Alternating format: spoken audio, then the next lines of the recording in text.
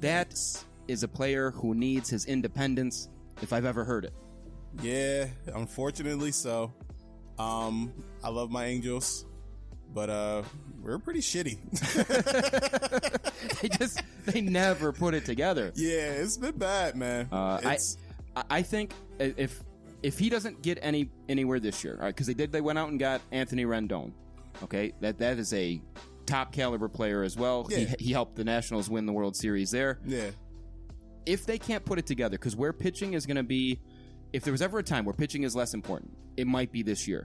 Because a team that gets hot offensively in a 60-game season, that's going to be shortened by COVID-19, that's going to have some weird teams making the playoffs, I've got a feeling. A team gets streaky and all of a sudden they, whip off 8-9 wins in a row. That might be enough to carry you to a playoff berth this year. All right? It's going to be some weird stuff. There's going to be a lot of interleague games, right? And then just games within the division. If this isn't a year where the Angels can step up and make the playoffs, then Mike Trout's got to go. He's got to find his way to another team where he can be that guy that's, year after year making his team a contender and finally sees those playoffs. And that's my number 2. Damn. Yeah, it sucks. Sorry, that's a sad one for you. No, it's okay. I get it. I understand, man. He's too good. He's like the LeBron James of the MLB. Awesome player. Should be winning MVP every year, but sometimes doesn't get it. And so imagine if LeBron played for a franchise where he never made the playoffs. Yeah. Like, that's what we're looking at right now. Like a team that just never goes anywhere despite having the best player on the planet. Yeah. That's a guy that needs to go. He needs to go and be somewhere else. And even Angels fans, as sad as that might be to see one of your favorite players go, think about it this way. Imagine the haul you can get from Mike Trout. You haven't made the playoffs with the guy, right? Let him move on. He's now been in the league 9 years. Okay, you haven't gotten anywhere with him in a decade. Let the man move on. And he's still young too. He's still young. Yeah, he's still young. He's a beast. He's a beyond generational talent, a multi-generational talent. You got to give this man his independence. Give him his independence, damn it. All right, number 2 for me. We're gonna switch it up for me, and we're going to New York, and we're talking about the franchise known as the New York Knicks. And nobody from the Knicks need to be liberated necessarily. Okay. But the entire city of New York needs to be liberated from this fucking Knicks franchise. The entire city? The entire city needs to get liberated from this franchise, man. You're liberating a city for us. I'm liberating this city. I love it. It's World War II, La Resistance. Get them out of there. This Knicks franchise is like the definition of ineptitude. James Dolan might be the worst owner in sports because the dude just doesn't get it. I'm not going to go there. I was going to go somewhere, but I'm not going to go there. Where are we going to go? Go there. He reminds me of our president. Oh, boy. You went there. Yeah. Just mismanagement all over the place. Mismanagement all over the place. Wasn't he the one that was throwing out former players for using the wrong door? Right. He threw out Spike Lee for using the wrong door, quote unquote. The dude that's been going in the same door for forever. Was there a Charles Oakley situation too? They kicked out Oakley and had the man fucking carried out of the damn arena. What a mess. This franchise is just fucking terrible, man. So, since the year 2000, all right, because this is like back in the glory days in the 90s, the Knicks was actually a decent franchise. They won games, they got to the playoffs, they made a couple of Eastern Conference finals, they made a finals. But then, since the turn of the century, they've had, 1, 2, 3 winning seasons, right?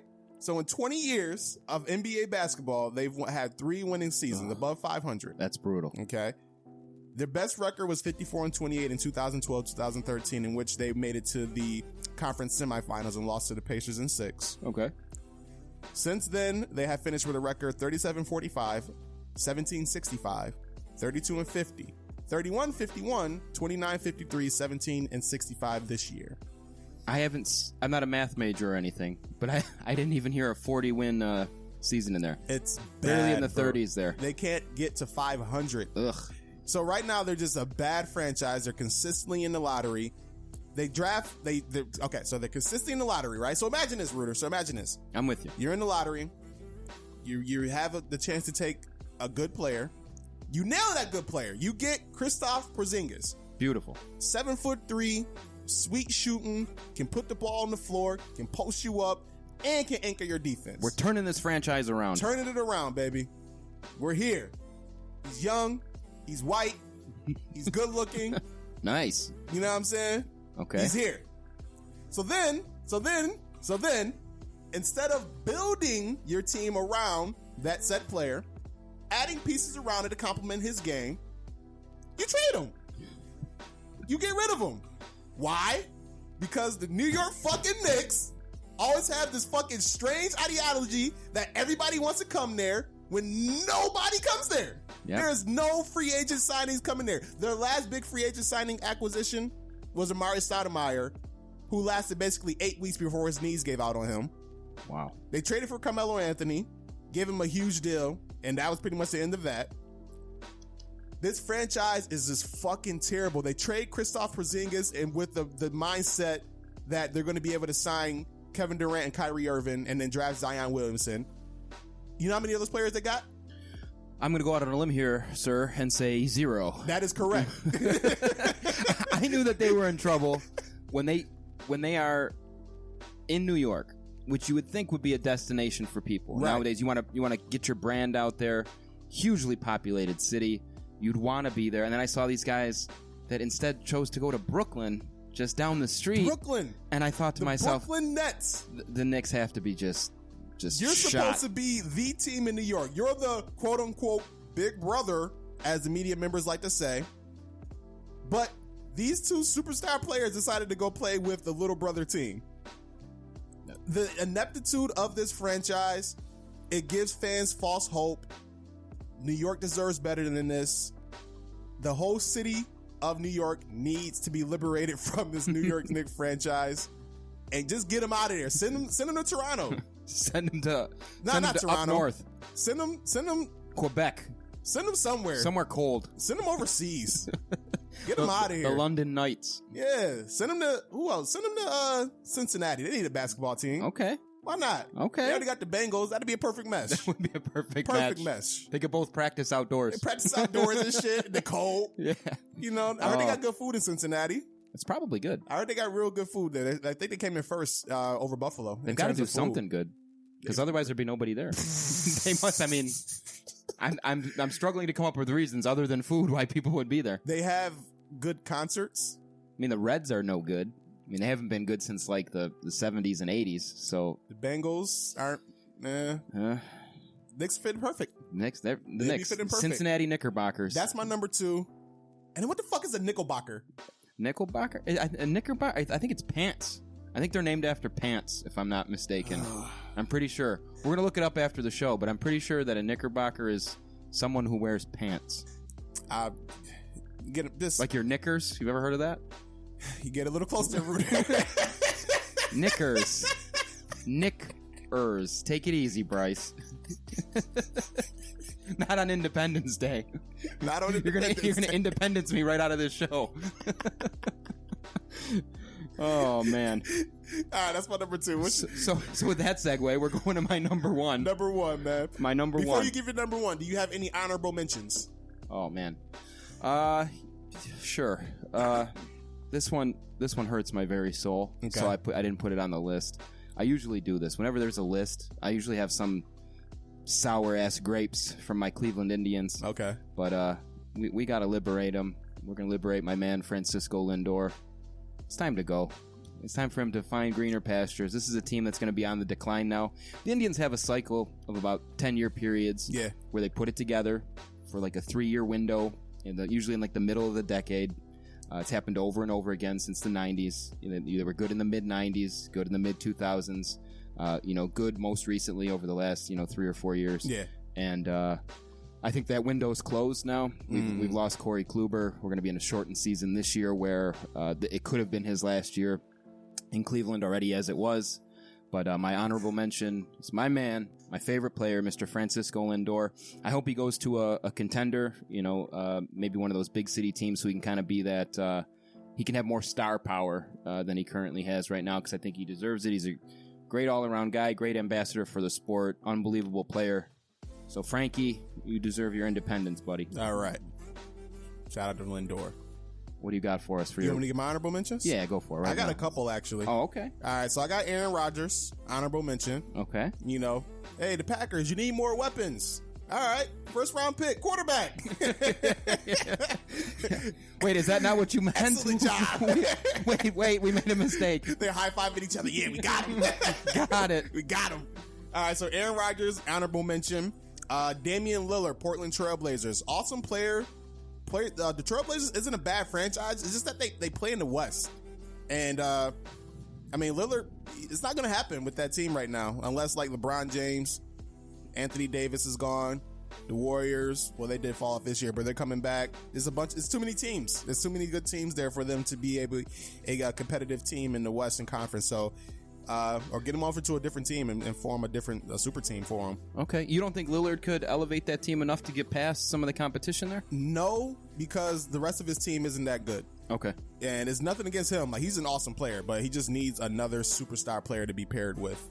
And then, my number 3 honorable mention, how about like Native Americans from like NFL or fucking professional sports franchises? Okay. And like stop using their culture and their likeness for profit.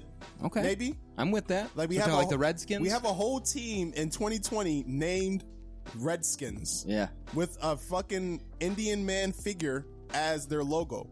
Yeah. You have a Cleveland Indians team who has like a cartoonish sort of like, I don't know, it feels, no offense to your team, I know that's your boys, but it just feels like, you look at that symbol, it just feels racist. That caricature. Right. Yeah. Well, in fairness, so one thing that I'll say is that the Indians, you know, although keeping the name, they did remove that caricature from their on-the-field uniforms. Okay. So they still sell merchandise with it, but you're right, man. A lot of these teams and franchises, they kind of just... Kansas City Chiefs. It's ugly. Florida State Seminoles. Like, they have a whole white dude come out there on a horse pretending to be Native American. And I don't know, he may be Native American. He might be. we gotta find that guy. Yeah, he might be. So, but yeah, that's my third there. But okay, sir. So to our number ones. All right, cool. All right, so my number 1, this might be a little bit out of left field, not on a lot of people's radar right now. But my man from the Las Vegas Raiders, Derek Carr. I think this is a guy. Derek Carr? Yes, Derek Carr. Whoa. David Carr's baby brother. Okay, I'm listening. We already mentioned David Carr. Sell me. But Derek Carr. Let's hear it. Make the case. All right, this is a guy who year after year puts up great numbers. Okay, this is a guy who you watch him and he passes the eye test. So he's got everything going for him while playing for a franchise that never fully surrounds him with the right pieces. Despite that, just a few years back, 2016-2017 season, he led them to a 12-4 record, and everyone was talking that they were the darlings that could potentially be that Cinderella story that wins the Super Bowl because of Derek Carr, and for no other reason other than Derek Carr. This is a player that can play at a high level. He's got almost a 3-to-1 touchdown to interception ratio for his career, and before he got hurt in that 2016 season, he led them to a 12-4 record before Connor Cook came in, and they immediately lost to the Texans in the first round. Most recently, he's been paired up with Gruden, and that seems like it's been a mess over there. They just don't seem to work together. They've pulled away his weapons. Okay, so Amari Cooper, gone. They took away one of the most important things that's underrated for a quarterback, is having a defense on the other side of the ball that can get you that ball back quickly and in positions to score and to be successful. Yeah. And they trade away their best defensive player in Khalil Mack. It's a mismanaged franchise who every year in the draft, what do? It's like they send one scout.